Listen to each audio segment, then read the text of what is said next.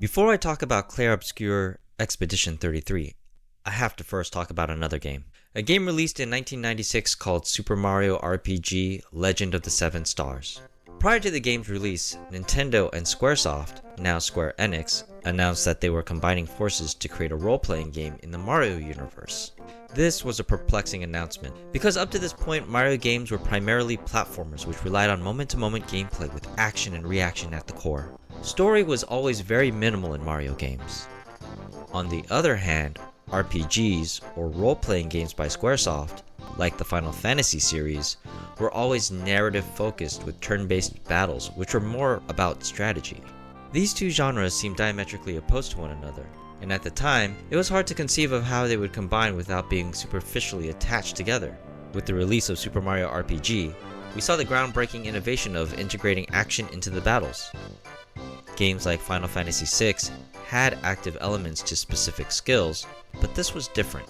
You had to press the button at just the right time, mid-animation. It was more engaging rather than a set it and forget it approach. Also, the story was rich with both humorous and serious sections, while also adding some very unique characters and designs.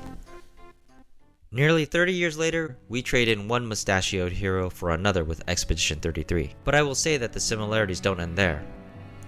This game gave me the same feelings I had playing Super Mario RPG for the first time, and that is something special.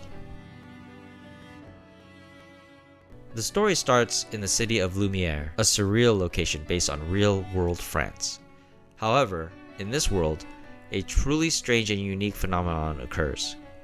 Each year, a giant figure in the distance paints a number on a monolith, seemingly counting down to 0. When the paintress paints a new number on the monolith, everyone at the age of the previous number vanishes from existence, an event called gommage.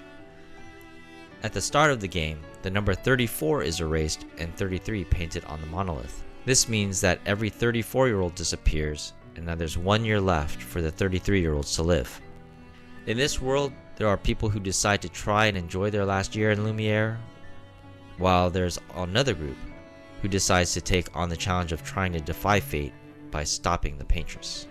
The story is unique and interesting enough that I don't want to say more than that. I thoroughly enjoyed the story and the world, and like any good RPG, there are many twists and turns with humor weaved in throughout. Before I dive into the gameplay, I want to call out the number of options made available. I must applaud the team for spending the time to make the game as approachable as possible. I hope that the game continues to sell well, and because the team had the foresight to be inclusive, many will be able to play and enjoy their game. The gameplay and creature designs are very similar to Souls-like games you might see in a From Software game. The battles rely on timing and parrying heavily. This might be a turnoff for some, but I found that this is a good way to ease into a Souls-like genre of games. In Expedition 33, you don't have to worry about positioning or committing to long animations, thus exposing yourself to enemy attacks. The turn-based nature allows a nice back and forth, making this feel like a rhythm game of sorts. There are a number of actions that you can do in battle as well, such as shooting specific targets or flying monsters. Another bonus is that there isn't any management of mana or magic necessary. You just need to have enough AP available to perform the magic or skill necessary. Also, much like in Souls-like games, you'll find safe spots in the form of flags. You'll notice that the flags have expedition numbers on them, a nice bit of environmental storytelling. You can rest here to refill your potions, which are limited. But beware, just like in any Souls-like game, enemies will respawn. The good thing to note is that there aren't any random battles here, so you can clear an area of monsters, or Nevrons, and freely explore for secrets after. Speaking on expeditions, the special thing about Expedition 33 is the invention of the Lumina Converter. This will be key to allowing the team to stack abilities unlike any previous expedition prior. Remember to collect Lumina and to use them by applying them to your team and adding learned abilities to your teammates. Another element of the game I love is the overworld map.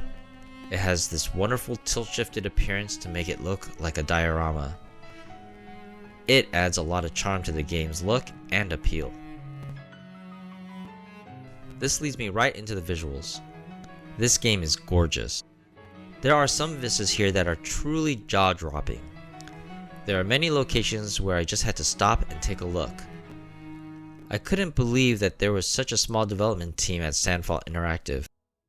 In addition to the scenery, I thought the character animations were also amazing, especially in how they express themselves in story scenes. There are subtle changes in facial expressions that speak volumes in this game. This also leads me into the audio. First, I'd like to talk about the voice acting. I played with English voices and I thought everyone did a fantastic job. Equally surprising were the notes that you find from previous expeditions. I thought the voice acting in those were also great. You will come to learn how previous expeditions thought about the future expeditions and laid the foundation for the future to continue on. Expedition 66, Marcel.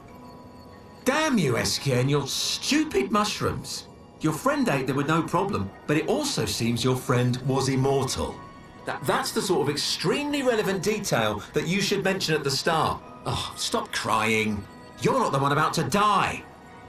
I can't believe this is the end of our expedition. We've learned nothing and achieved nothing, and we're not even leaving anything useful for future expeditions.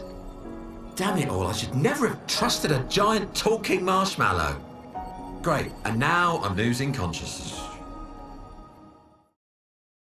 Also, I love the soundtrack. Some of my favorite songs are tied to specific moments in the game that I don't want to spoil, so I'll let you watch this clip in one of my favorite spots featuring the Gestrels while listening to a portion of the song.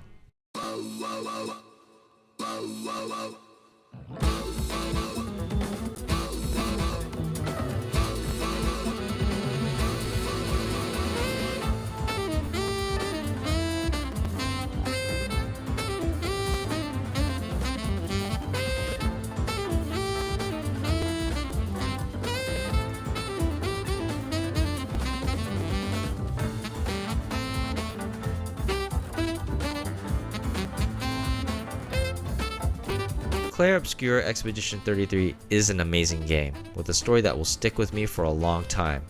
At approximately 40 hours to beat the main campaign, it isn't a daunting length. Though I will say that some of the later battles can be quite tricky if you aren't used to Souls-like games and parrying mechanic.